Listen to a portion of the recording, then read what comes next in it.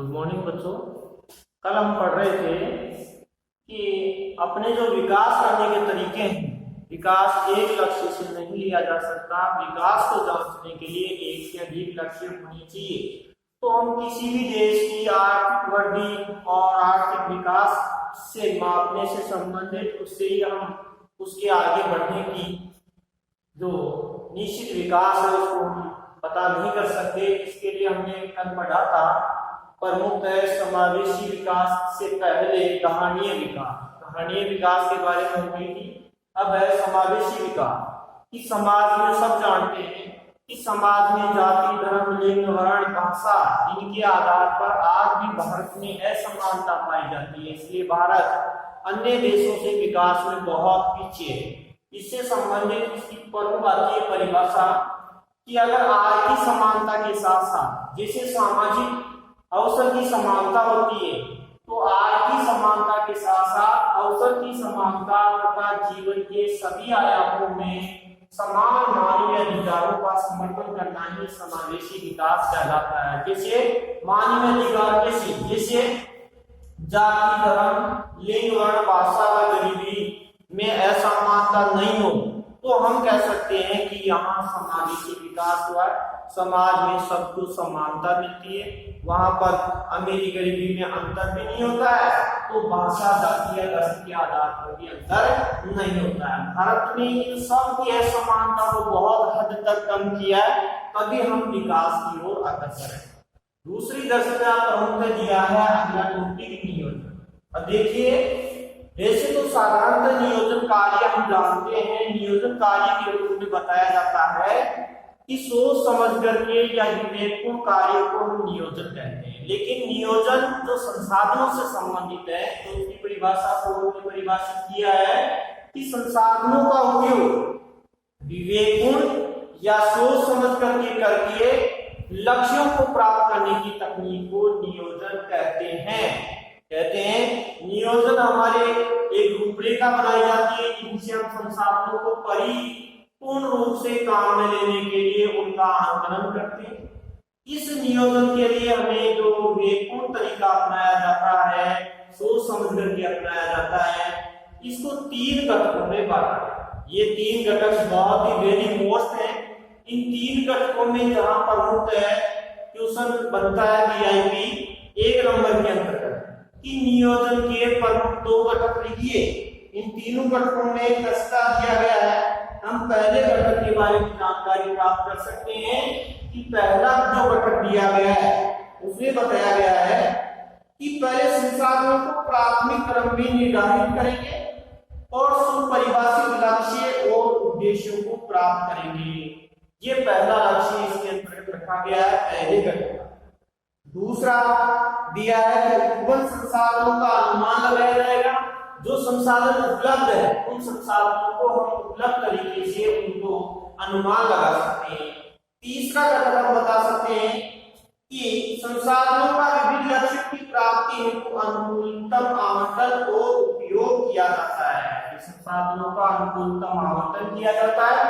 आवंटन का मतलब उन्हें ढूंढा जाता है और फिर उनका उपयोग किया जाता है कि हमें किस प्रकार इनको उपयोग में लेना चाहिए। जैसे मान लो कुछ संसाधन कम है, कुछ संसाधन अधिक है। जैसे मान लो नवीकरणीय संसाधन हमें अधिक काम में लेने और अनवीकरणीय कम काम में लेने, क्योंकि अनवीकरणीय संसाधन पुनर्प्राप्त नहीं होती, जिससे हम अपने विकास को आगे प्राप्ति कर सकते हैं। फिर है आर्थिक नियोजन। अब धन से संबंधित जो तकनीक अपनाई जाती है कि नियोजन की इस तकनीक को उपयोग अर्थव्यवस्था के विकास की प्राप्ति हेतु किया जाता है, तो वह आर्थिक नियोजन कहलाता है। कि नियोजन की इस तकनीक की अगर हम इसका उपयोग करेंगे तो अर्थव्यवस्था की प्राप्ति हेतु करेंगे, अर्थव्यवस्था को आगे बढ़ाने के लिए करेंगे इस तकनीक को, तो हम उसको आर्थिक नियोजन कह सकते हैं, क्योंकि इस तकनीक का उपयोग आर्थिक नियोजन में किया जाता है, इसलिए इसको आर्थिक नियोजन भी कहा जाता है। अब हमें पता है कि आर्थिक नियोजन जो विकास को आगे बढ़ाने के लिए अलग अलग देशों ने इसमें जो है अधिक से अधिक आगे बढ़ने के लिए प्रयास किए गए, उस तकनीक में सबसे पहले सोवियत संघ 1990 तक सोवियत संघ जाना जाता है और आज 1990 के बाद में उसका विघटन हो गया, जिनमें से प्रमुख उसका एक देश है रूस। तो आज सोवियत संघ 1990 तक ही था। तो सोवियत संघ 1928 में इस तकनीक को अपनाने वाला पहला देश था जिसने आर्थिक नियोजन के लक्ष्यों को अपने आवंटन किया, उनको परिभाषित किया और उनको घटक के रूप में व्यवस्थित करके देश के विकास में सबसे पहले आगे रहा 1928 में सोवियत संघ। फिर कहते हैं कि भारत में भी इस आर्थिक नियोजन के लिए प्रयास जारी थे। 1930 से 1940 के बीच में बहुत से विद्वानों ने इसके प्रयास किए, जिसके लिए विद्वानों ने अलग अलग प्रस्ताव रखे। उन प्रस्तावों में विस्तार से बताया गया कि उन प्रस्तावों को पूरी तरह से जांचने के लिए सरकारों के पास भेजा। उस समय अंग्रेजी प्रशासन था, किंतु उसी प्रयास में पहला प्रथम प्रयास किया गया था 1934 में सर एम विश्वेश्वरैया। ये सर एम विश्वेश्वरैया जो महान आर्थिक सलाहकार थे, इन्होंने सरकार के समक्ष अपने पहली इस नियोजन की प्रक्रिया को प्रस्तुत किया। कहते हैं उन्होंने अपनी एक प्रमुख पुस्तक दी जिसका नाम था प्लान इकोनॉमिक ऑफ इंडिया। इस पुस्तक का नाम था प्लान इकोनॉमिक ऑफ इंडिया। ये प्रमुख है। इस पुस्तक में आर्थिक नियोजन का कार्यक्रम प्रस्तुत किया, जिसके द्वारा सरकार ने इस पर विचार विमर्श किया और इनके द्वारा दिया गया जो प्रस्ताव था बहुत ही आर्थिक स्थिति को सुदृढ़ करने के लिए अच्छा रहा। और उन्होंने इस प्रस्ताव में प्रमुख सर विश्वेश्वरैया ने आर्थिक स्थिति को मजबूत बनाने के लिए अपने प्रयास किए। दूसरी बात कि देश की आजादी के बाद जब देश हमारा आजाद हुआ, उसके बाद में हमारे देश के राजनेताओं ने पंचवर्षीय योजनाओं का निर्माण करना शुरू कर दिया। पंचवर्षीय का मतलब है सरकार आने से पहले 5 वर्ष की योजनाओं को तैयार करती है और अपने शासनकाल में उन 5 वर्ष की योजनाओं को चलाना शुरू कर देती है। ये कहते हैं पहली बार मार्च 1950 में एक संस्था का निर्माण हुआ, योजना आयोग। सब बड़ी बात की जानते हैं, छोटी क्लासों में 6th क्लास से आ जाता है। योजना आयोग का अध्यक्ष होता है प्रधानमंत्री। योजना आयोग का अध्यक्ष प्रधानमंत्री होता है और वर्तमान में इस योजना आयोग का नाम भी बदला गया है, तो आपको आगे बताएंगे कि श्रीमान नरेंद्र मोदी ने इसका नाम नीति आयोग रख दिया। ये उनके बदलाव के स्वरूप इसका नाम बदल दिया गया है। जबकि मार्च 1950 में योजनाओं की क्रियाओं को संपन्न करने के लिए एक सरकारी संस्था का निर्माण किया, जिसका प्रमुख अध्यक्ष होता था प्रधानमंत्री और वही योजनाओं को संचालित करता था। फिर अगस्त 1952 में राष्ट्रीय विकास परिषद का निर्माण हुआ। ये राष्ट्रीय विकास परिषद जो है प्रमुख योजना आयोग से इन कार्यों का संचालन लेकर के उन कार्यों को करवाती है, जिसके अंतर्गत हम जान सकते हैं कि इस अगस्त 1952 में राष्ट्रीय विकास परिषद बनी।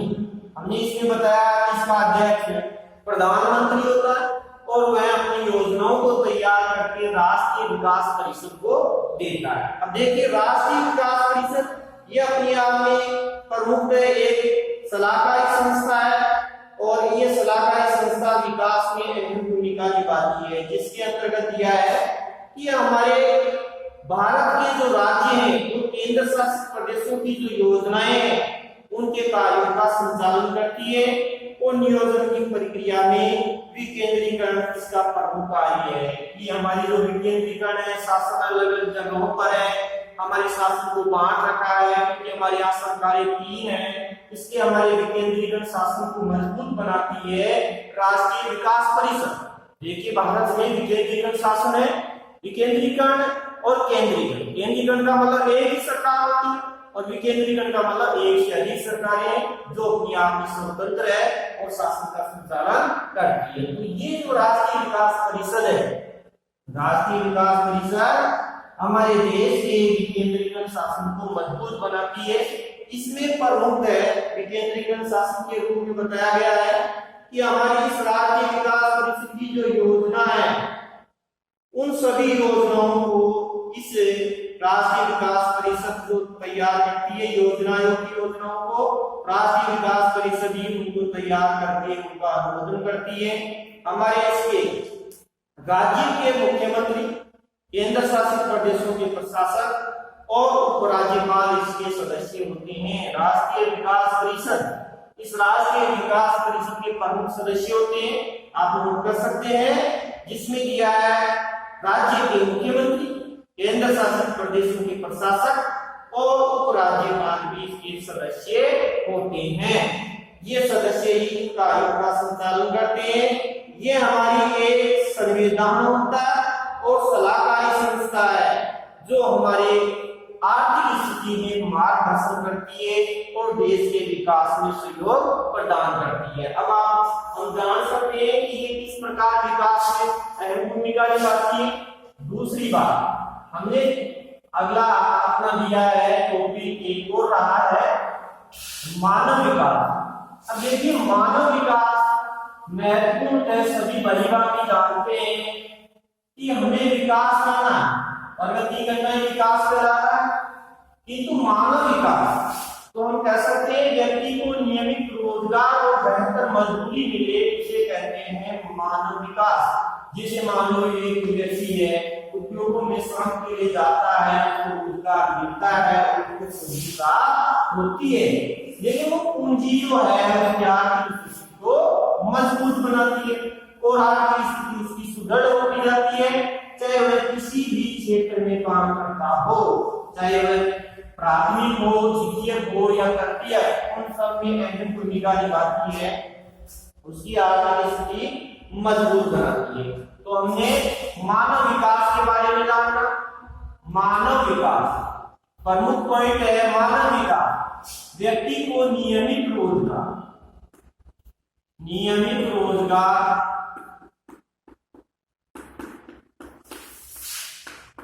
वह बेहतर मजदूरी मिले। जैसे मान लो रोजाना व्यक्ति काम पर जाता है और काम पर जाते हुए अच्छी वेतन मिलता हो, व्यक्ति को नियमित रोजगार और बेहतर मजदूरी मिले। बेहतर का मतलब अच्छी, बेहतर मजदूरी मिले,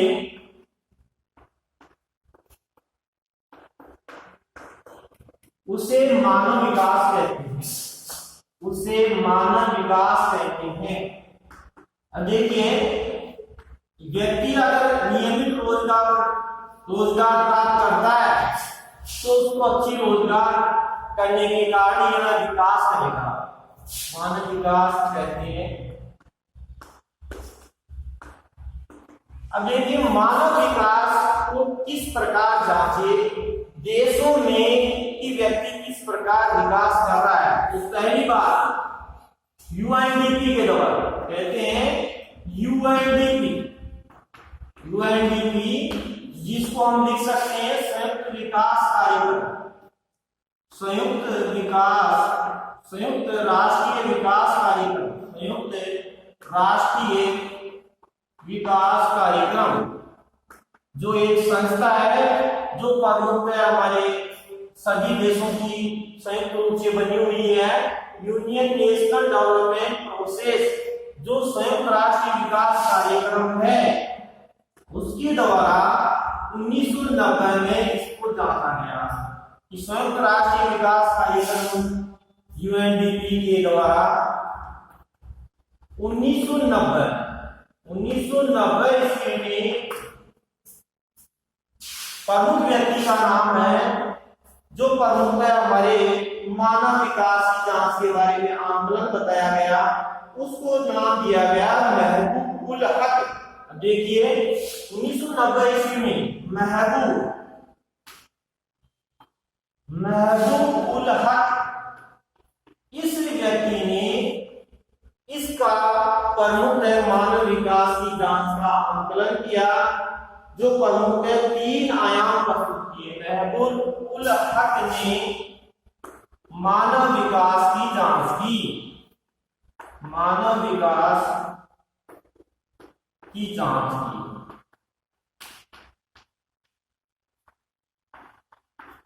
अब देखिए, इसके मानव विकास की जांच के प्रमुखतः 3 आयाम रखेंगे कि एक आयाम से इसकी जांच नहीं कर सकती, इसमें कम से कम 3 आयामों का होना आवश्यक है, तभी हम इसकी जांच कर सकते हैं।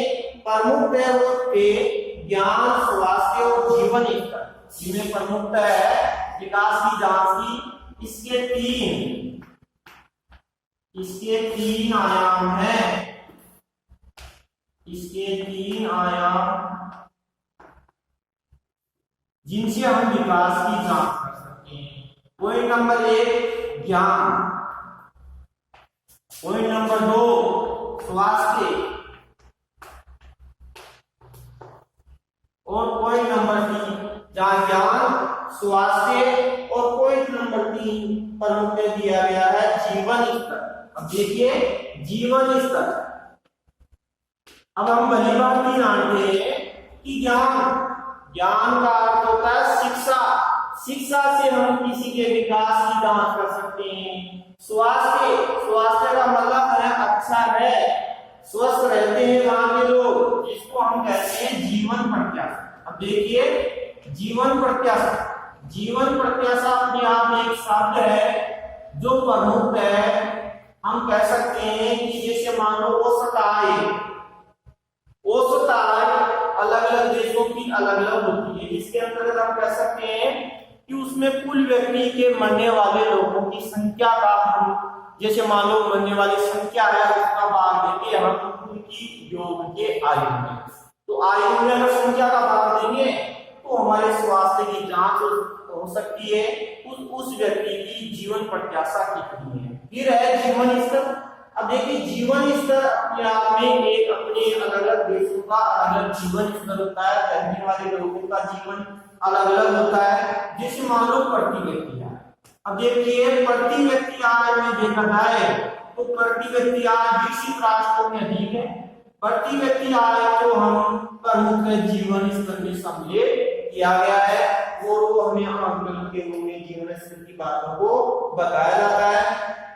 हमारे यहाँ अगर मानव विकास के सूचकांक को देखा जाए तो केंद्रित मनुष्य के रूप में बताया गया है कि मानव विकास में मनुष्य को केंद्रित किया गया है और इसको केंद्र बिंदु बनाया गया है, जिससे राष्ट्रों के कल्याण और विकास के स्तर को मापा जा सके और विभिन्न राष्ट्रों के बीच तुलना की जा सके कि अलग अलग राष्ट्र है तो उनके बीच हम तुलना कर सकते हैं कौन सा राष्ट्र विकास में आगे है और कौन सा राष्ट्र विकास में पीछे। जैसे मानव विकास की रिपोर्ट के अनुसार कहते हैं 2015 की जो रिपोर्ट है मानव के इस विकास की यूएनडीपी के द्वारा मानव विकास की रिपोर्ट सन 2015 की रिपोर्ट के अनुसार भारत का मानव विकास में 130वां स्थान अनुसार भारत का 130वां स्थान है, 130वां स्थान है। अगर हम इसी बात को अगर हम पड़ोसी देशों से आंकलन लगाए, आपको पता है हमारे संसार में लगभग 200 देश हैं, हमारे संसार में लगभग 200 देश हैं। उन 200 देशों का सर्वे किया गया यूएनडीपी के द्वारा, तो 2015 की रिपोर्ट बताई है कि उसमें भारत का 130वां स्थान था, जबकि चीन हमारा पड़ोसी देश चीन का आंकलन बता रहा है कि उसका 90वां स्थान था। अब देखिए 90वें स्थान पर चीन हमारे से आगे, वहां की मानव विकास की जांच की गई तो अन्य देशों में उसका 90 स्थान पर था वो और हम 130वें स्थान पर थे। इसके साथ ही हमारे पड़ोसी देश श्रीलंका का आंकलन करें तो देखिए इसमें श्रीलंका में मानव विकास जो है बहुत ही महत्वपूर्ण है। मानव विकास में इसका 73वां स्थान। अब देखिए 73वें स्थान पर प्रमुख है श्रीलंका आगे, तो 73वां स्थान, 90वां स्थान और फिर प्रमुख में दिया गया है भारत का 130वां स्थान। इसके आंकलन के रूप में हम बता सकते हैं कि इस प्रकार मानव विकास के सूचकांकों में देखा गया तो चीन हमारे से आगे और दूसरे स्थान पर श्रीलंका है और तीसरे स्थान पर हमारा देश आता है 130वां स्थान। तो यहाँ देखा गया है हमारी जो असमानताएं हैं उसमें बहुत ही संरचना अलग दी गई है कि हमारी संरचना में हमारी जो सामाजिक संरचना है वो अलग अलग है। हमारे यहाँ बहुत ही असमानता पाई गई है जिसमें देखिए शिक्षा से संबंधित, स्वास्थ्य से संबंधित हमारी यहाँ बहुत ही भारी विषमताएं हैं और हमारी जो आधार संरचना है हमारी आधार संरचना भी बहुत कम है कि हमारे यहाँ सड़क, विद्युत, जहाँ पर मुख्य बिजली बनाई जाती है, शिक्षा, स्वास्थ्य, इन सब में हम बहुत पीछे, जबकि चीन और श्रीलंका ये हमारे से आगे। इस कारण से हम कह सकते हैं कि हम अपने देश में बहुत पिछड़े हुए हैं। मानव विकास के अनुसार देखा गया तो हम अपने देशों में बहुत पीछे हैं। अब देखिए एक बात आती है कि हमारे यहाँ मानव विकास की रिपोर्ट को यहाँ पर इतना ही बताया गया है, क्वेश्चन बहुत बनते हैं यहाँ, इसमें एक नंबर के क्वेश्चन भी बनते हैं। जैसे पहला तो मानव विकास की परिभाषा, दूसरा आता है कि कौन से वर्ष मानव विकास की रिपोर्ट प्रस्तुत की गई, वर्ष है 1990। किस व्यक्ति ने इसको दिया तो हम कह सकते हैं महबूब उल हक। महबूब उल हक ने पहली बार मानव विकास की रिपोर्ट दी थी। तो महबूब उल हक ये भी एक प्रश्न बनता है। तीसरी बात कि हमारे भारत में मानव विकास या यूएनडीपी के द्वारा दी गई मानव विकास के 3 आयाम कौन से हैं, किंतु एक नंबर के प्रश्न में वो 2 आयाम पूछता है कि इस यूएनडीपी के द्वारा दिए गए मानव विकास के 2 आयाम, तो 2 आयामों में से हमें पद होता है किसी न किसी प्रकार से एक आयाम लिखना होता है। अब देखिए इन पंचवर्षीय योजनाओं का सुधार। अगला अपना टॉपिक है पंचवर्षीय योजना। शब्दांशों पंचवर्षीय योजना,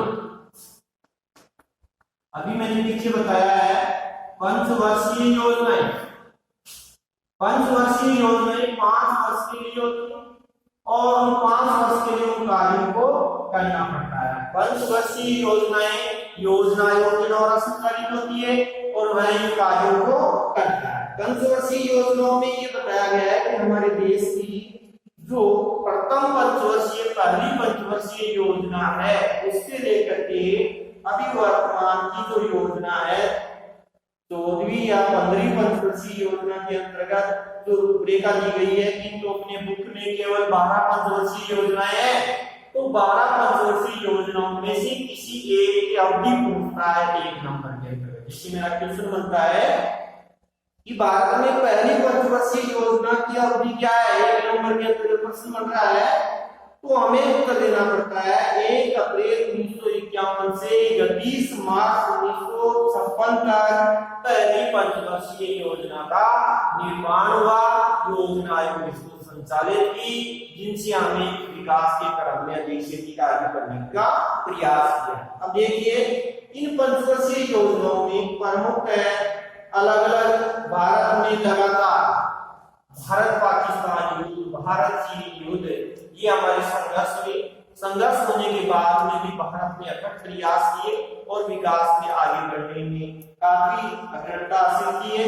तो हम कह सकते हैं जैसे मान लो भारत पाकिस्तान युद्ध 1947-48 में हुआ, दूसरा 1965 में भारत पाकिस्तान युद्ध हुआ और 1971 में भारत पाकिस्तान युद्ध हुआ जिसमें बांग्लादेश का निर्माण हुआ और 1999 में कारगिल युद्ध हुआ जिसमें भारत को काफी आर्थिक स्थितियों का सामना करना पड़ा। फिर भी भारत ने पंचवर्षीय योजनाओं को अधिक महत्वपूर्ण बना करके हमारे देश में आगे बढ़ने की विस्तार से नीति अपनाई। अब यहाँ पंचवर्षीय योजनाओं में एक दी गई है अनुवर्त योजना। अनुवर्त योजना के लिए आप इसमें बुक में दिया गया है परिभाषित तौर में एक बॉक्स में परिभाषा दी गई है कि कुछ योजनाएं पूरी नहीं हो सकती। इन घरेलू योजनाओं को निश्चित समय अंतराल के बाद अद्यतन संपादित किया जाता है इसमें चालू योजना के लक्ष्य, अनुमानों, संसाधन आवंटन और योजना की समयावधि को परिवर्तित करने की लोचनशीलता है, जिसको अनुवर्त योजना के नाम से जाना जाता है। देखिए, अनुवर्त योजना में कभी भी जैसे मान लो समय का अभाव है, समय के अभाव में अनुवर्त योजनाओं को समय से पहले ही पूरा कर लिया जाता है और इस प्रकार से पंचवर्षीय योजनाओं का निर्माण किया जाता है। इसके लिए आपको पंचवर्षीय योजनाओं का पाठ करना है, जो डेट दी गई है वो पूरी सारणी को विवरण सहित आपको करना है। इस प्रकार ये टॉपिक जो है थोड़ा बहुत और बचा है, इसके लिए नेक्स्ट टाइम आपको इसके बारे में विस्तार से बताएंगे। Thank you.